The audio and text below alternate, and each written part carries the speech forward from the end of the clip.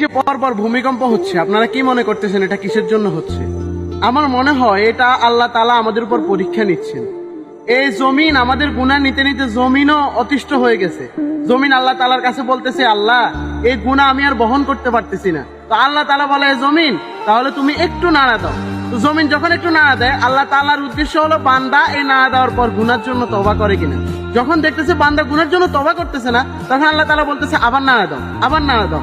এরকম নাড়া দেওয়ার যখন আমরা দেখতেছি তওবা করতেছি না, আল্লাহ তাআলা যদি আমাদের উপর নারাজ হয়ে যায়, যদি এই আরেকবার ভূমিকম্প হয়, যদি আরেকটু হাই ভূমিকম্প হয়, তাহলে পুরো জমিনটা এরকম চাষযোগ্য জমি হয়ে যাবে। এই ঢাকা শহর, এই চট্টগ্রাম এরকম চাষযোগ্য ধানের জমি হয়ে যাবে। তাই সবাই তওবা করুন, আল্লাহ তাআলার কাছে গুনাহের জন্য ক্ষমা চান যে আল্লাহ আপনি আমাকে মাফ করে দিন। আল্লাহ তাআলা মাফ করে দিবে ভাই। আল্লাহ তাআলা তো ক্ষমাশীল, দয়াময় আল্লাহ।